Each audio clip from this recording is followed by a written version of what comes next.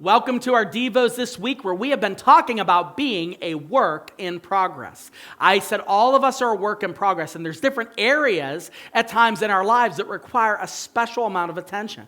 And so these areas, sometimes we have to step out of them a little bit and say, what am I doing here? Like, how can I change what I'm doing? How can I make more meaningful decisions that will help me to become more of the person that God has molded me to be? And today I'm going to put a question out to you that you could ask yourself as you are a work in progress. And this one is, can I get healthier?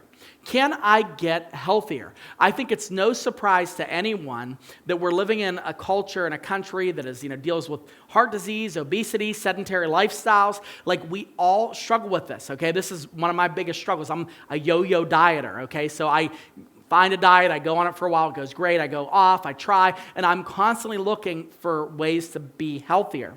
And some of it's good, some of it isn't good, and you try it. Now, a couple of years ago, I was really discouraged, and I'm like, I'm just not going to try anything. I'm not going to work out, I'm not going to do anything, and because it doesn't seem to work. And then I read something that somebody wrote, a nutritionist, and they said that somebody that's constantly looking for ways to do better with their health is someone that hasn't given up on who they want to be. And I really took that to heart, because I think for most people, not some of you have this area down. Like, you work out, you're super healthy, you got all the numbers, like when you get your lab work, it's all good. Like, that's fine, but you have to admit you're in the minority. You are. Now, with that being said, if there's area of improvement in here, I want you to think about, how can I be healthier? And what would that mean? Like, it has to mean something to you. If you're like, looks and appearance don't mean anything to me, I think the heart's what matters, or you're like, well, I feel like a lot of people, when they lose weight, they get really cocky, and, I don't want them to be like that. Well, why don't you look at it like this? The healthier version of you is the version of you that is able to do more in your life of what God has called you to do. Okay? Don't look at it just as looks. I mean, that's part of it for sure, but there's a lot more to it than that. There's a lot more to it than that. It means that you might be around longer for your children. It means that you might be able to do more with your children, And so it's important to kind of keep that at the center of your focus.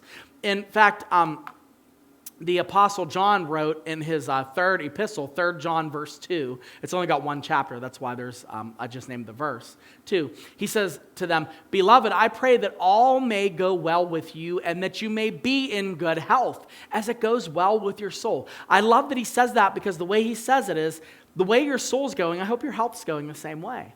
And it's funny, as Christians, we get so excited to talk about what God has done in our soul, but oftentimes we shirk away from talking about how we can be better with our bodies, or how we can be better with our budgets, or how we can be better in terms of dealing with other people. Well, our soul should overflow and reflect in all the areas of our lives. It should all match. So I want to encourage you to ask yourself, okay, what do I have to work on? How can I tweak? How can I become healthier? Because God has already healed my soul. What can I do to show my body that I'm also walking in light of that healing?